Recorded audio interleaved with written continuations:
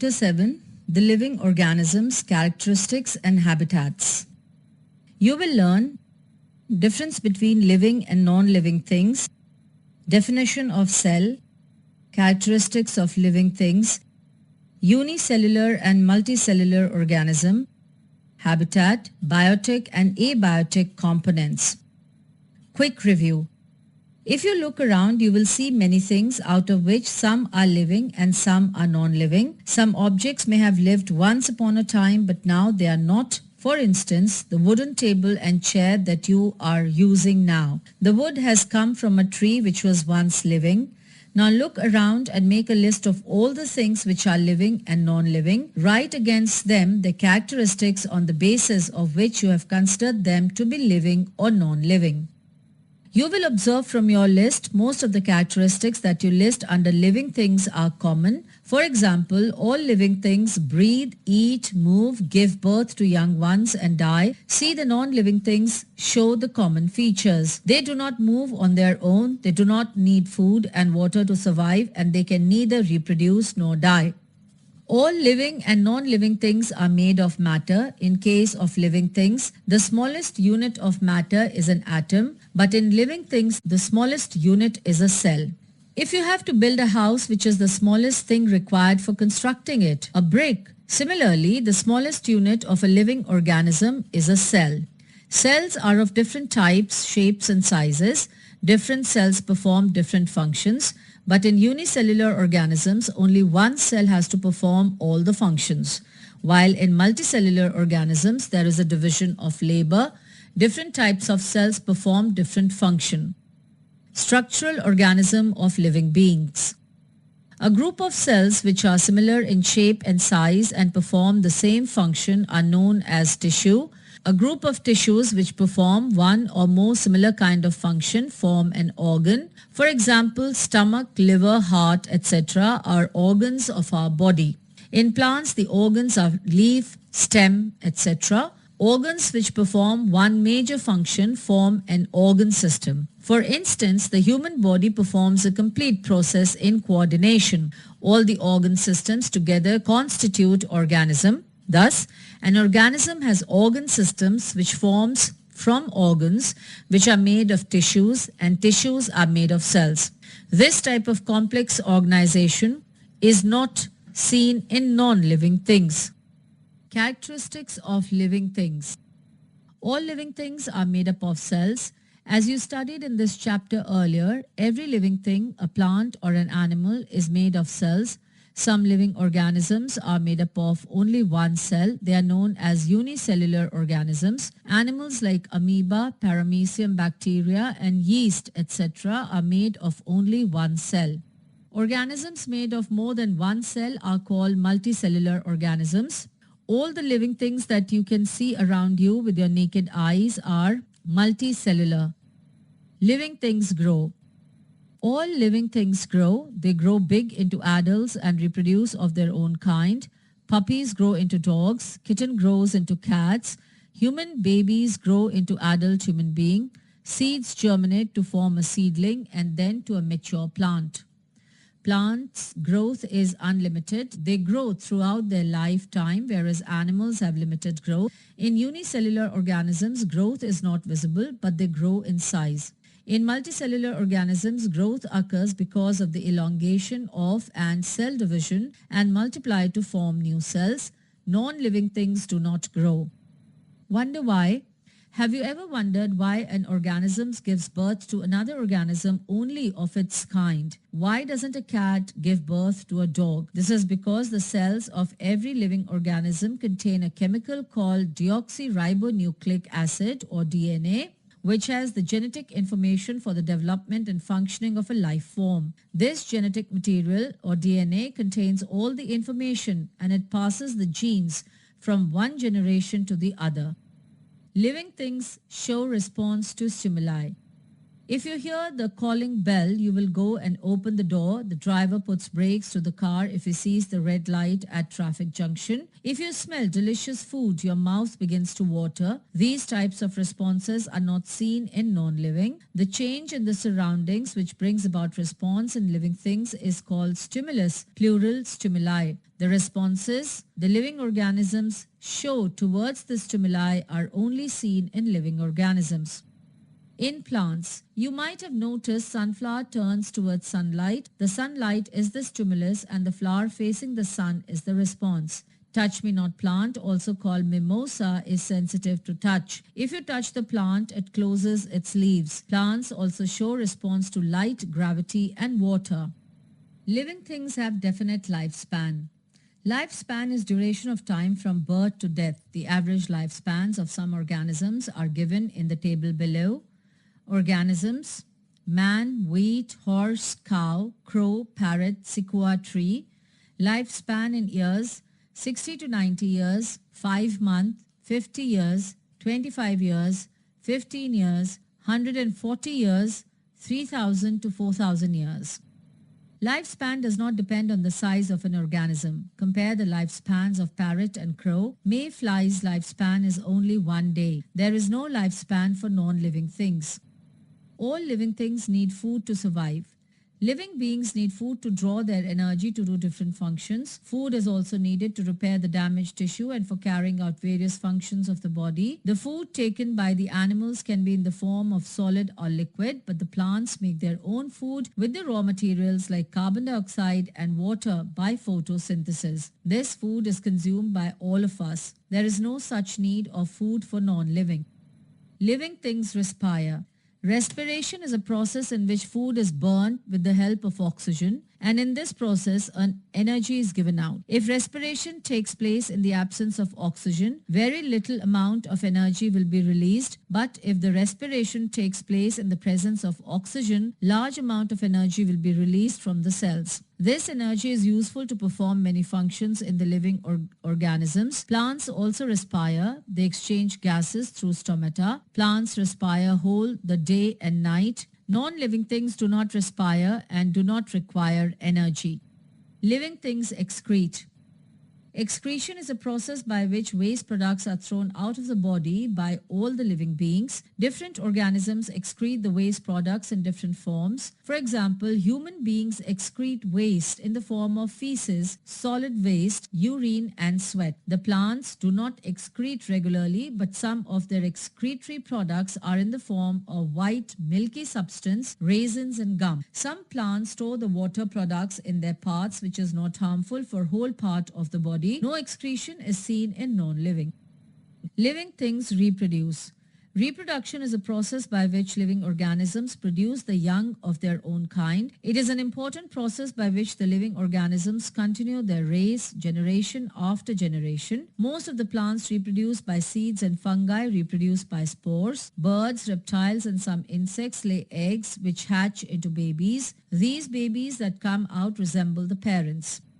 Frog, butterfly, mosquitoes, and silk moth, etc. lay eggs, but when the eggs hatch, tadpoles in frog or caterpillar in butterfly or larva in mosquitoes and silk moth comes out, which does not resemble their parents. They show different types of life cycles with different stages, but at the end, they attain maturity and resemble the parents. This type of life cycle is known as metamorphosis. Some plants reproduce through parts other than seeds. For example, potato grow with bud. Rose plant can grow into new one with the cutting of stem. Non-living cannot reproduce. If the big rocks are broken and some external force or pressure, we get few small stones. This is not reproduction.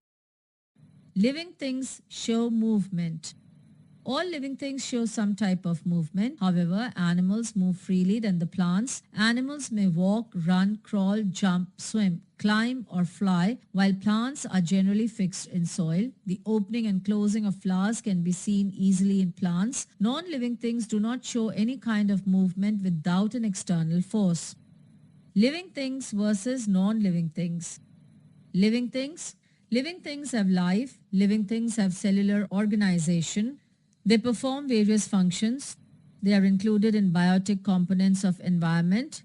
Living things are mortal. Non-living things. Non-living are without life. Non-living things do not have cells. They have not such kind of functions. They are abiotic components. Non-living things are immortal. Habitat.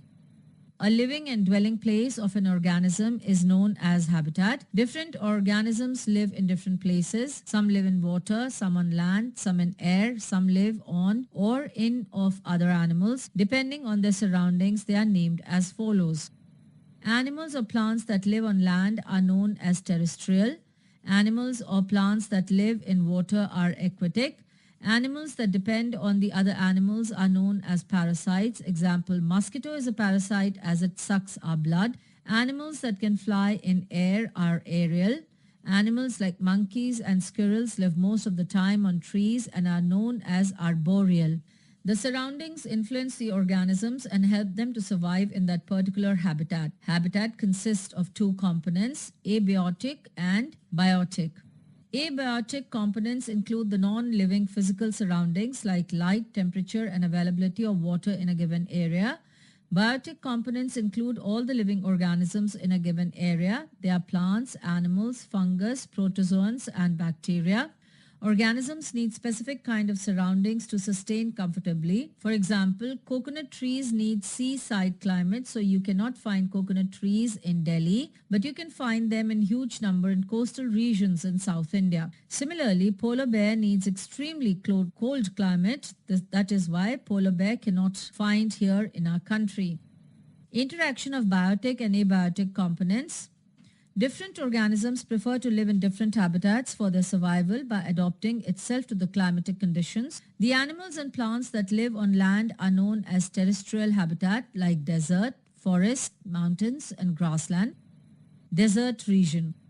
The climate conditions of desert is dry and hot. Desert animals like rats and snakes, which do not have long legs that a camel has. To stay away from the intense heat during the day, they stay in burrows deep in the sand. These animals come out only during the night when it is cooler. The animals that show this kind of adaptation are known as nocturnal. The absence of sweat gland and urine concentration are other physical adaptations in animals that live in desert. Camel or sheep of the desert is the only large animal that survives in desert conditions. The body structure of a camel helps it to survive in desert conditions. Camels have strong legs which help to keep their bodies away from the heat of the sand. They excrete small amount of urine. Their dung is dry and they do not sweat. Since camels lose very little water from their bodies, they can live for many days without water.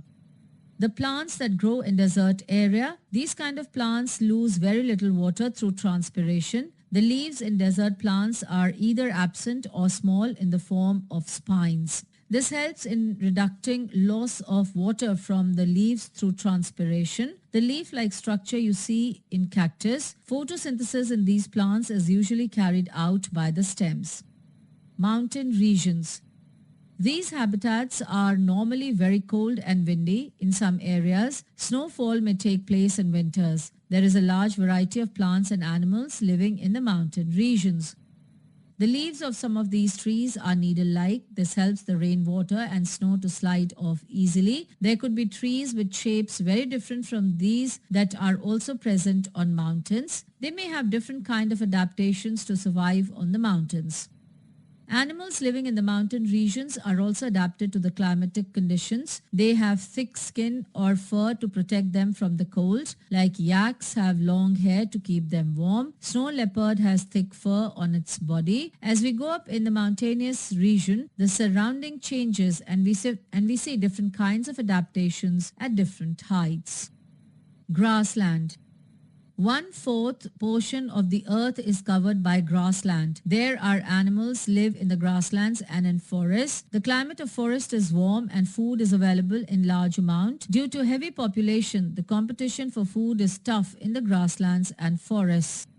For example, in carnivore, A lion is a cruel hunter. It has strong muscular body. The sharp claws of lions help them in killing a prey. These claws withdrawn inside when they are running, and thus a lion can walk without making a noise. The color of lion is light brown, which mixes with the color of dry grass. Thus the body color of lion helps it in hiding from its prey. Like lion, tiger is also a good hunter. The black stripes on the body of tiger look like grasses for its prey. Adaptations in herbivory in grassland. A deer is a fast runner. It can run away very fast to save its life from a predator. A deer have very long ear, which helps it in hearing the steps of an approaching predator. The position of a deer's eyes helps it in seeing a predator coming from behind. Aquatic habitats. Oceans. There are some sea animals like squids and octopus which do not have this streamlined shape. They stay deeper in the ocean near the seabed and catch their prey that moves towards them. However, when they move in water, they make their body shape streamlined. These animals have gills to help them use oxygen dissolved in water. There are some sea animals like dolphins and whales that do not have gills. They breathe in air through nostrils or blowholes that are located on the upper parts of their heads. This allows them to breathe in air. Ponds and lakes.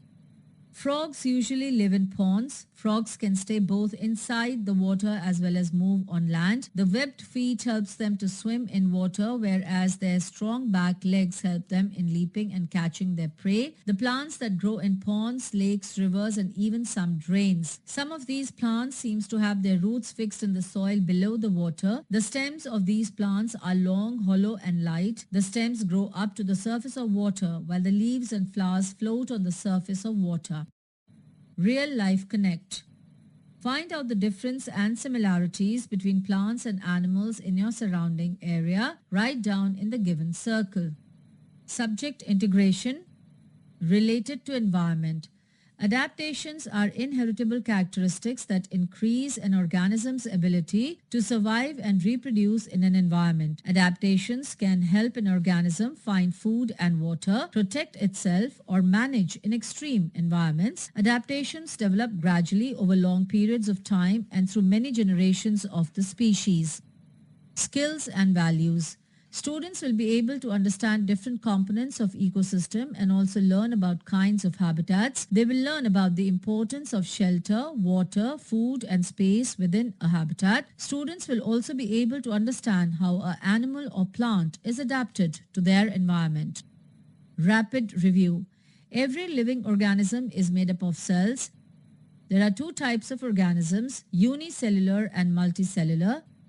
Living things grow, respire, excrete. They have specific lifespan and they reproduce. A living and dwelling place of animals in specific surroundings is known as habitat. The types of habitats are terrestrial, aquatic, aerial, and arboreal. Some lead the life of parasitism.